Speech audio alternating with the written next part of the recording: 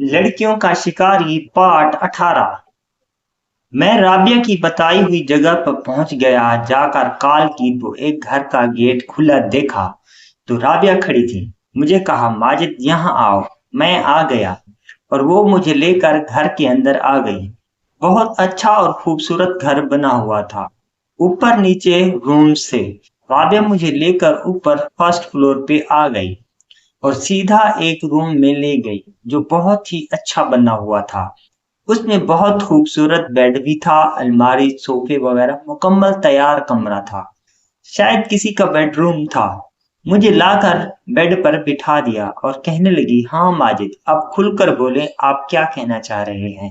मैंने कहा, राबिया, मैं नादिया से ज्यादा तुम्हें पसंद करता हूँ। जब से मैंने तुम्हें देखा है मुझे तो होश ही नहीं है। राबिया, मैं तुमसे शादी करना चाहता हूँ, नादिया से नहीं। राबिया कहने लगी कि माजिद, गलत हो जाएगा। आपके घर वालों ने नादिया को पसंद किया है और नादिया भी आपको पसंद करती है। अब अचानक आप मेरा नाम लेंगे तो मसला खराब हो जाएगा।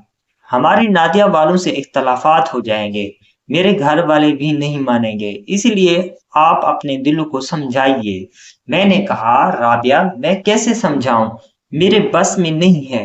मेरे दिल के हर हिस्से पर आप ही आपका जिक्र है। राबिया कुछ देर खामोश होकर बैठ गई।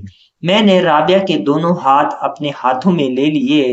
राबिया दिल ही दिल में तो मुझे चाहती थी, इतना तो मुझे अंदाजा हो रहा था। मगर वो डर रही थी कि अगर हम लोग अपनी मोहब्बत का इजहार कर देते हैं तो हमारे खानदान के बीच में बगावत हो जाएगी। नादिया और राबिया का आपस में इख्तलाफात हो जाना था और हमारा खानदान भी टूट जाना था। इसीलिए वो खामोश थी और लंबी लंबी सांसें ले रही थी। राबिया मुझे पसंद करती थी, इसका अंदाजा मैंने इस बात से किया कि एक तो उसने मुझे मिलने का टाइम दे दिया और जगह भी दे दी, दूसरा बहुत ज्यादा तैयार होकर आई थी। उससे मुझे अंदाजा हो गया था कि राबिया मुझे पसंद तो करती है। राबिया के दिल में कहीं ना कहीं मैं जरूर था। शायद वो मेरे बारे में पहले से ही सोचती थी। जब नादिया ने उसको बताया था मेरे बारे में, क्योंकि राबिया भी मेरी दूर की कजन ही लगती है। मैंने राबिया को देखा था लेकिन बचपन में देखा था। अब तो वो जवान हो गई थी और इतनी खूबसूरत भी कि मेरा ख्याल है हमारे पूरे खानदान में सबसे ज्यादा खूबसूरत यही राबिया ही है। मैंने राबिया को कहा कि राबिया, मेरी तरफ देखो। राबिया झुकी झुकी नजरों से मुझे देखने लगी। मैंने राबिया को खींच कर अपने गले से लगाया और वो भी मेरे गले लग गई। कहने लगी, माजिद, सच पूछें तो मैं भी आपसे बेपनाह मोहब्बत करती हूँ, मगर मैं नादिया की वजह से खामोश थी। अभी अगर मैं खामोश हूँ तो नादिया की वजह से और हमारे खानदान की लड़ाई की वजह से, वरना मैं आपसे शादी करती, अपने घर वालों को भी राजी करती। मेरे घर वाले तो आप भी राजी हो जाएंगी, मगर आपके घर वाले राजी नहीं होंगे।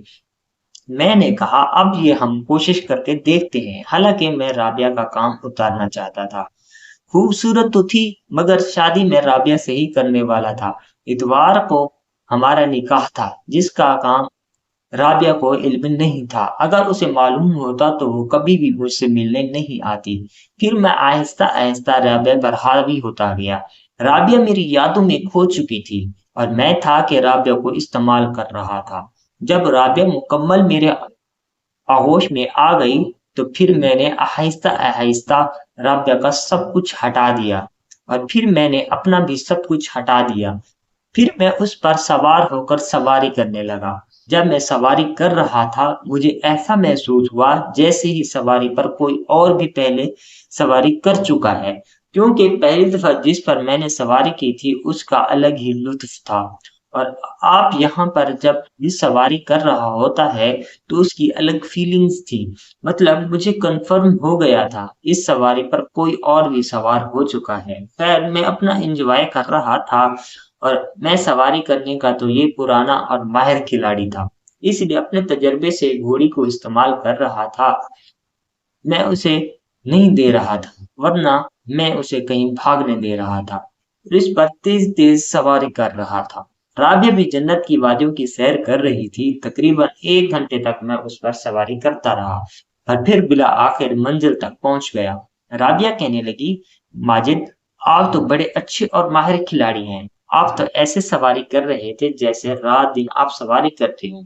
मैंने कहा कि आप ऐसा भी नहीं है, बस सवारी आ जाए तो सवार अपने तरीके से ही सवार हो ही जाता है।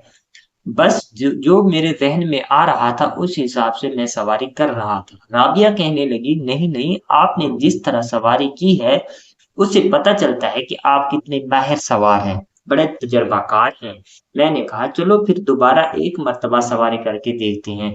राबिया कहने लगी कि थोड़ी देर रुक जाइए। तकरीबन 30 मिनट तक हम लोग बातें करते रहे। बस यही कह रही थी कि अब हम घर वालों से बात करेंगे और उनको कैसे राजी करेंगे। मैंने कहा राबिया, बस तुम मेरे ऊपर छोड़ दो, मैं सब कुछ संभाल लूंगा। तुमने किसी से कुछ भी नहीं कहना और ना ही किसी से बात करनी है। तुम्हारा और मेरा मसला मैं खुद ही देखूंगा। जिससे भी बात करनी होगी मैं करूंगा। तुमने किसी को भी हमारा जिक्र नहीं करना और ना ही बताना है। राबिया कहने लगी कि ठीक है माजिद, आप खुद ही ये सारा मामला देख लें। वैसे भी मुझे डर लगता है, मैं किसी से बात नहीं करूंगी। बस आप ये देख लेना कि हमारे खानदान में जुदाइयां ना हो। ये सारी बातें करते करते दोबारा उस पर सवार हो गया और अब तो मैंने और भी ज्यादा तजर्बे से सवारी की और आपकी रेस हमारी थोड़ी लंबी गई थी और मैंने काफी दूर तक घोड़ा भगाया और बड़े बेहतरीन तरीके से मैंने सवारी की और फिर बिला आखिर दूसरी मर्तबा भी हमारी सवारी मुकम्मल हो गई। तकरीबन हम लोग 3 घंटे एक साथ रहे। मैंने मोबाइल देखा तो मोबाइल पर काफी ज्यादा नादिया के मैसेजेस आए हुए थे। वो पूछ रही थी कि माजिद, आपको तो मुल्तान में कम लोग जानते हैं, फिर आप कहाँ चले गए हैं? किसी के पास हैं? काफी टाइम हो गया है, आप घर वापस नहीं आए। खाना तैयार हो रहा है, आप घर जल्दी पहुंचे। सब लोग आपको याद कर रहे हैं। मैंने नादिया को मैसेज कर दिया कि मैं बस 15 मिनट में घर पहुंच रहा हूँ और फिर मैं वॉशरूम चला गया, हाथ मुंह धोकर बाहर आया और राबिया से कहा कि राबिया मैं घर जा रहा हूँ।